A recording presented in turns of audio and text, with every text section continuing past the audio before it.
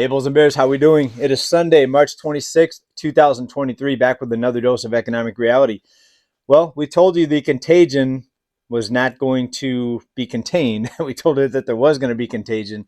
But we had people out there, people like Janet Yellen, people from the Fed telling us that things were contained, that this would not spread. Well, that already failed. Here we have PacWest Bank. PacWest Bank hooks a $1.4 billion lifeline as it lost 20% of its deposits.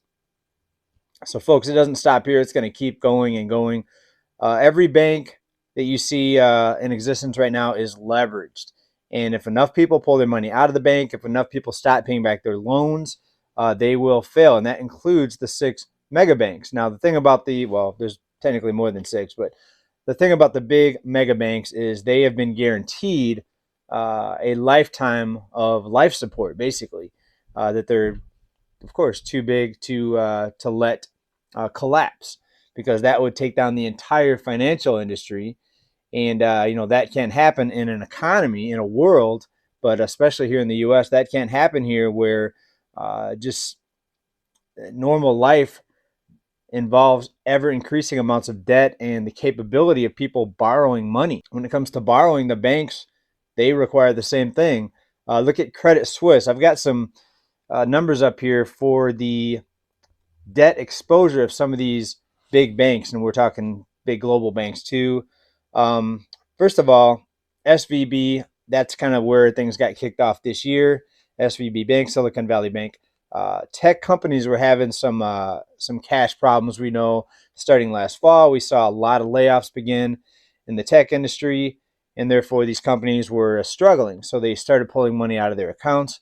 That's why it really started with SVB, Silicon Valley Bank. In fact, that bank, SVB, financed 40% of new tech startups last year. That's how big of a player they were in the tech industry.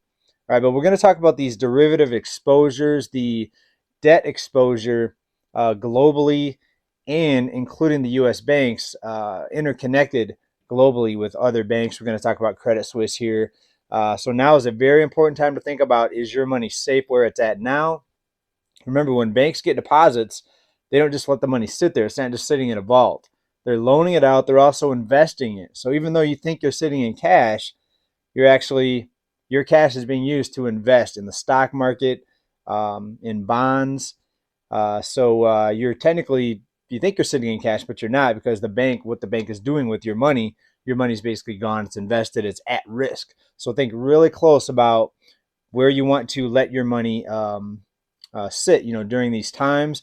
And that's why I want to give you our word from our sponsor here before we get into the news. Take a listen, then we'll jump into it. Noble Gold Investments have made it their mission to stay on top of the most important news. 3 bank runs in less than a week. These are the second largest and the third largest runs in history. The government is taking steps to guarantee all deposits.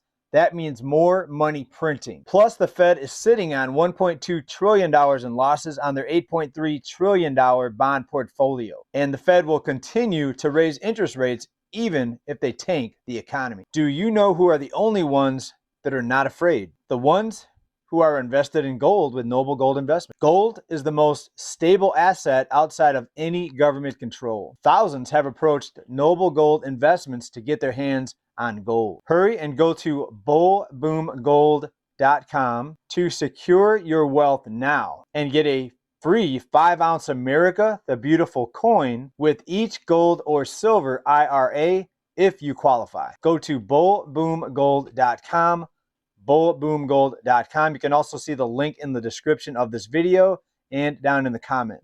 All right, so think about this. Credit Suisse, a bank that was just bought out recently here by another bank, had 8 times, it's about 8 times the size of SVB.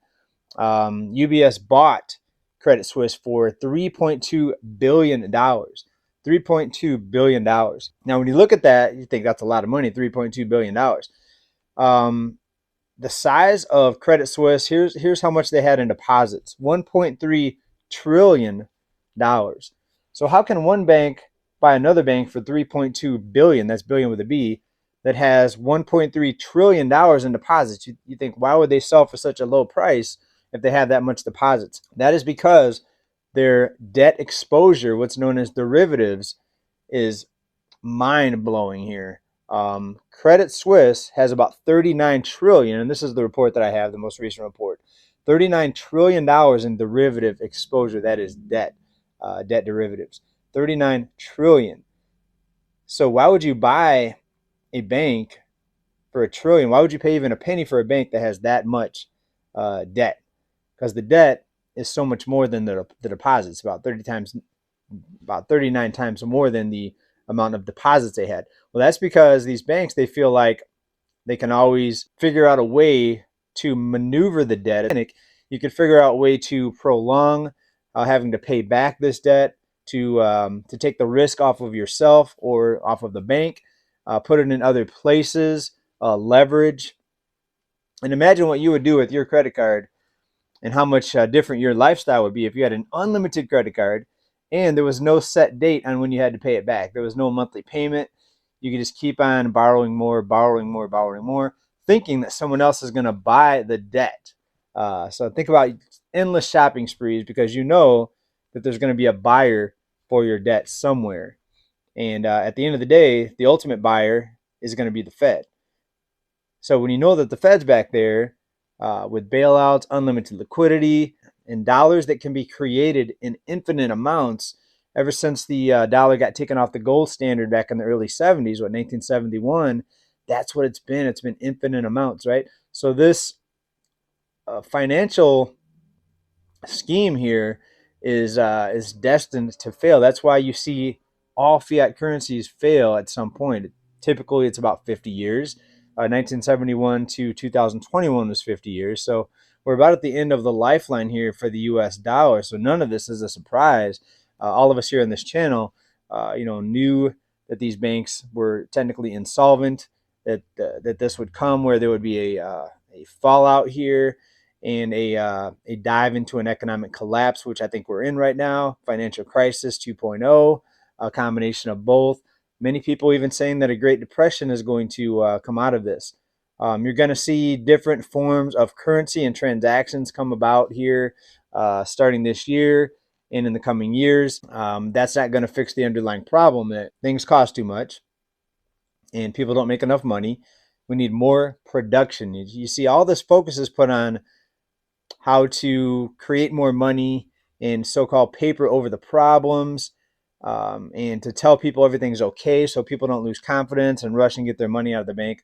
That's where all the focus has been. But have you noticed that the focus really hasn't been on, hey, let's bring back some manufacturing here. Let's start creating more products here in the USA so things aren't so expensive. Well, the cost of living here is so expensive that it would be more expensive to produce them here in the US. And that's why over the past few decades, it's been so much cheaper just to import products. Right? So we need to let the cost of living come down. We need to let the banks collapse. We need to let failed banks fail. And yes, there'll be a lot of pain at the beginning, but this is how you solve it. Think about someone that wants to lose weight. Maybe they're very overweight. Is it going to be easy to lose weight? No, you're going to have to cut back on your calories. You're going to have to be very restrictive in your diet. And it's not going to be easy. It's going to be even painful. If you're used to eating so many calories a day, you cut your calories in half, or even worse, even a bigger cut, it's going to be painful. It's going to be uncomfortable. There's no such thing as fixing a problem that big with a painless cure, right? Usually doesn't exist. And then the same is true in the financial world. You cannot fix this by just doing more of the same, more debt, a new fake money system that's going to come out here in a few months. It's not going to help it. It's not going to fix it. It's just going to make things worse. It's going to make people more poor. It's going to make people more dependent on debt just to survive. But let's get into some of these other numbers here. The derivative debt from some of the big U.S. banks here. I knew it was big, but just think about these numbers here. Chase, JP Morgan Chase, $55 trillion derivative debt. Goldman Sachs, $53 trillion. Citibank, $43 trillion. Bank of America, $27 trillion. Wells Fargo, $12 trillion. These are all trillion with a T. Of course, we talked about Credit Suisse there, 39 trillion. So several of those banks have more debt than the entire debt of the United States. Think about that. Several of those banks, more debt than the entire debt of the United States, the national debt, right? So something obviously is very, very broken here. This entire economy is on borrowed time. The changes you're going to see in the economy coming up here, I mean, we've already seen changes, obviously, but you haven't seen nothing yet. I think we're just getting started. We're only at the tip of we're seeing the tip of the iceberg as far as the underlying trouble, the underlying debt, the insolvency that's coming here. So be very careful, people. The bottom line with your money, think about where you're putting your money. I'm not giving advice. I don't tell anybody exactly what to do, but at least think about it. I think right now, if you don't at least think about putting your money in some precious metals, maybe it's the metals IRA that we have a sponsor for now, that you'll see a link down there in description for. Maybe it's that. I'm not telling you to do that. I'm telling you to at least look at it, at least think about it. If you don't at least look at it, I think you're crazy. But, maybe you're already set, and maybe you've got your plan, So if you don't, though, at least maybe think about it. Look at it, right? Take a few minutes out of your day and look at it. All right, well, let's get into some other news here. And obviously, companies are starting to wake up to what's happening. Look at what Ford's doing. We talked about this maybe a week ago. Ford is patenting technology that's going to have what they're calling self-repossession cars.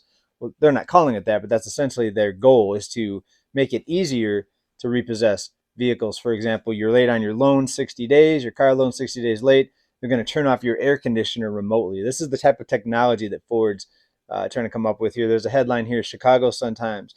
Self-repossessing cars. Ford's patent application suggests this type of technology is coming very soon. Out of The Verge here, Ford's self-repossessing car patent is a nightmare for the future of car ownership. So we see what's headed towards us here, what's here right now. Companies see it. They know that there's going to be a lot more people unable to pay their car loans. There's going to be a lot more struggling out there for so many people, right? So I'm just going to be very careful about my spending right now. There's a lot of things I'd like to do, a lot of places I'd like to go and see. And, if you're one of those people that can just travel and take vacations whenever you want, then you're probably better off than me. So I'm, being very cautious. And even if I was secure, even if I was retired with millions of dollars in the bank, I would still be very careful right now, because the bank, think about that. You have $1 million today, it can vanish tomorrow. Your money can disappear overnight. Why? Because it's not there. You put it in there and it's no longer there.